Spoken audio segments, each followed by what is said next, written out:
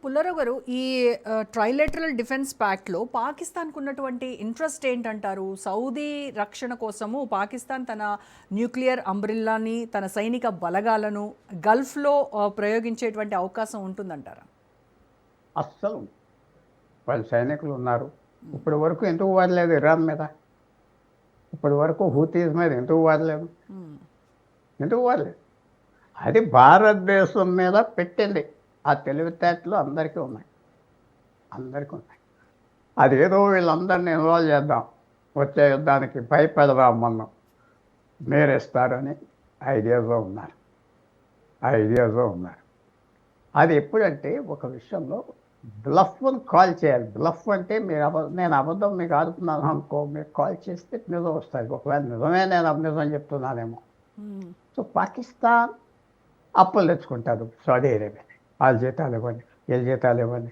వాళ్ళని వచ్చి ఒక 25,000 ట్రూప్స్ని, నేవల్ షిప్స్ని సౌదీ అరేబియా దగ్గర పార్క్ చేస్తారు, డబ్బులు తీసుకుంటారు. మేము మా దగ్గర ఏం లేదు, మేము అడుక్కొని తింటున్నాం, మిమ్మల్ని రక్షిస్తాం, తర్వాత మీ మీద అటాక్ వచ్చేస్తారు సడన్గా, ఎవడు మిమ్మల్ని రక్షిస్తారు. ఆ తర్వాత సౌదీ అరేబియాలో ఉన్నదేంటి, వీడెవరో రాజు బిడ్డ కాదు, ఎంబీఎస్ ఉంటా. వీడు అగ్రిమెంట్ వైలేట్ చేసి రాజు అవ్వాడు. అగ్రిమెంట్ ఏంటి? 7 కింగ్లు ఉన్నారు, వాళ్ళ ట్రైబ్స్ ఉన్నాయి. ఒకటి చచ్చిపోతే ఇంకోటి వాళ్ళందరూ లైన్ అవ్వాలి. అంటే ఇంకో 100 సంవత్సరాల వరకు కుర్చీలు ఖాళీ లేవు, వీడే లాగేసుకున్నాడు. లోపల కోపాలు ఉన్నాయి. ఆ అగ్రిమెంట్లో ఏంటి? ట్రైబ్స్లో కింగ్ ఒకడు, హోమ్ మినిస్టర్ ఒకడు, పెట్రోలియం మినిస్టర్ ఒకడు, ఫారెన్ మినిస్టర్ ఒకడు, ముఖ్యమైన అంబాసిడర్లు ఎవరు ఒక జిల్లా పరిషత్లో పంచుకున్నట్టుగా పంచుకుంటారు. లేకపోతే ఒక chief minister, independent chief minister ఉంటే వాడికి ఈ పదవి ఆ పదవి ఇచ్చి చేసేవాడు. అలాంటి రాజ్యం ఇది. ఒక కింగ్ ఉన్న కింగ్ కాదు దేశం. సో ఎవరో ట్రైబుల్ ఒక 2,000 మంది వచ్చేస్తే ఊర్లోకి ఏమవుతారు? వాళ్ళ మీద కాల్చారు కదా. అక్కడ ఉన్న ట్రైబ్స్ ఎవరు కాలు చీలిపోతారు. ట్రైబ్స్ దేశానికంటే ఎక్కువ అక్కడ. తేగలు ఏ తేగ నుంచి వచ్చారు, ఏ తేగ నుంచి ఒక ఇంపార్టెంట్ తేగలు ఉన్నాయి, ఒక 20 తేగలు. వాళ్ళు ఫస్ట్ లాయల్టీ తేగకి. సో వాళ్ళని కంట్రోల్ చేయడానికి సైన్యం పెట్టింది పాకిస్తాన్. సడన్గా అటాక్ వచ్చేస్తే వాళ్ళు కింగ్ అని కాపాడుతారు, కింగ్ బాడీ గార్డ్. అయితే ఎంతో దూరం వాళ్ళకి హైదరాబాద్లో కూడా నైజాం ఒకనప్పుడు ఇథియోపియన్స్ అని, సొమాలియన్స్ అని, ఆఫ్ఘాన్స్ని తీసుకొచ్చి ఒక 2,000-3,000 మందిని పెట్టుకునేవాడు.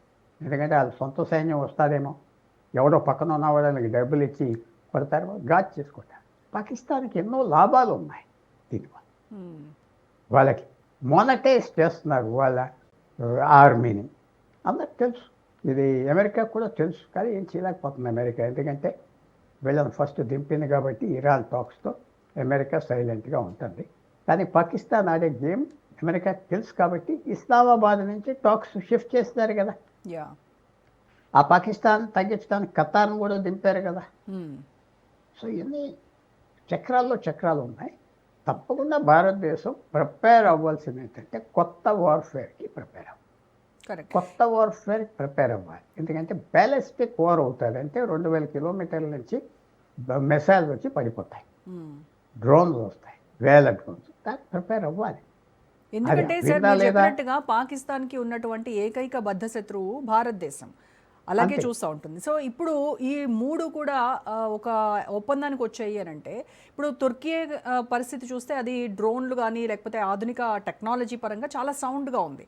అండ్ సౌదీ అరేబియా ఫండింగ్, ఇటువైపు Turkey technology and military power of Pakistan, ఇవన్నీ కలిస్తే భారత సరిహద్దుల్లో కాస్త అలజడి ఏమన్నా రేగేటువంటి ప్రమాదం ఉంది అని మనం ముందస్తుగానే మన ఎల్ఓసి దగ్గర కావచ్చు, ఇదంతా మిలిటరీని ఇంకా పటిష్టం చేసుకోవాల్సినటువంటి అవసరం ఉందంటారు.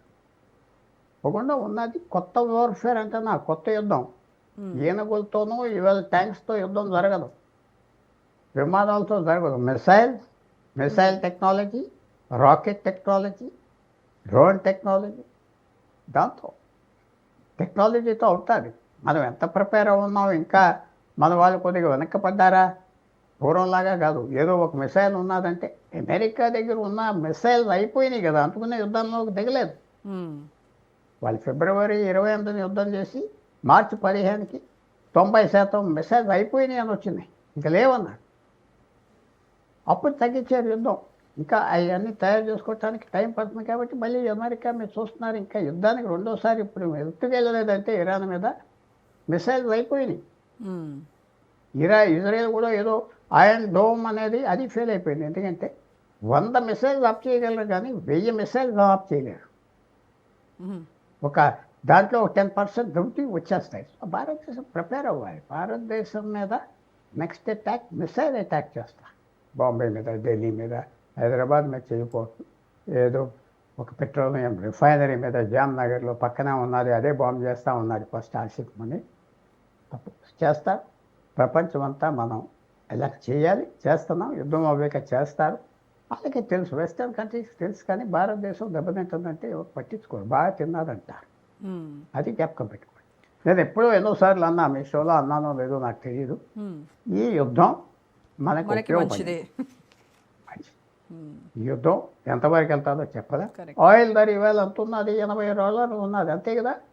మ్మ్. 200 అయిపోతుంది, 300 అయిపోతుంది. ఏమేమో అవ్వలేదు. ఆ మాత్రం అలాంటి వాళ్ళకి కొద్దిగా తెలుసు ఆయిల్స్లో ఎక్కడి నుంచి వస్తుంది, ఏమొస్తుంది. గెస్ కూడా చేస్తాం. అది అందువల్ల ఇది మంచిది. అవి మనకు కొంచెం ఊపిరి పీల్చుకోవటానికి వస్తాం. పూర్వం యుద్ధం అంటే ఏంటో సౌదీ అరేబియాకి తెలియదు.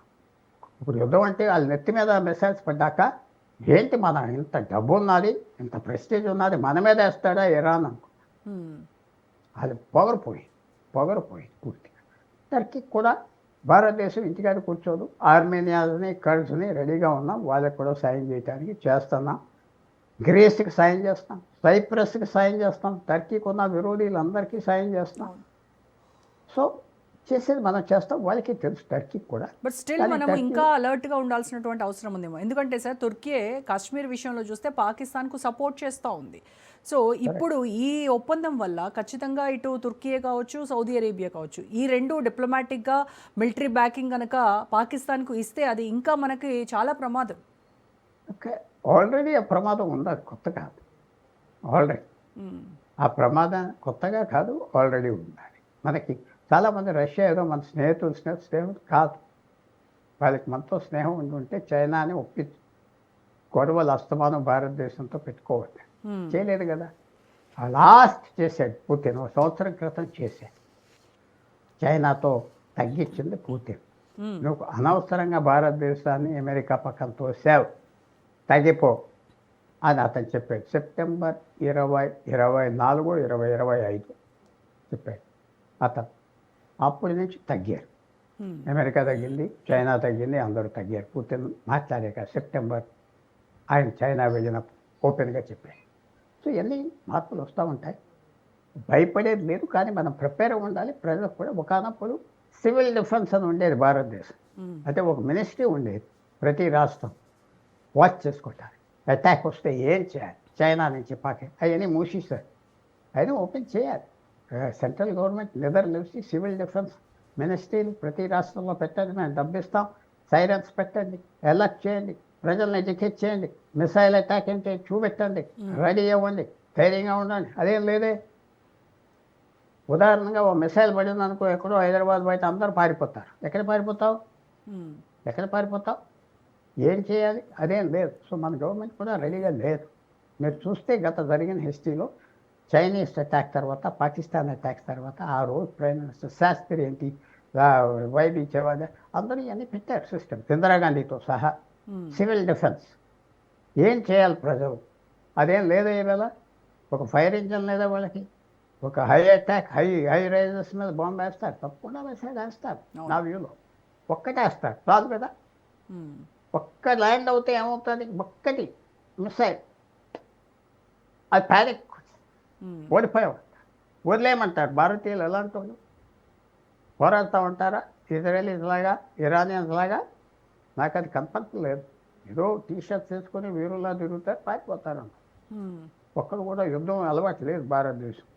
200 సంవత్సరాలు బట్టి యుద్ధం లేదు భారతదేశంలో. మీకు తెలుసో తెలియదు, యా. యుద్ధం లేదు. అవును. మర్డర్స్, కమ్యూనల్ రైట్స్ అవన్నీ ఉన్నాయి, కానీ యుద్ధం లేదు. మ్మ్. యుద్ధం ఏంటో తెలియదు. 1857 నుంచి యుద్ధం లేదు భారతదేశం. అవును.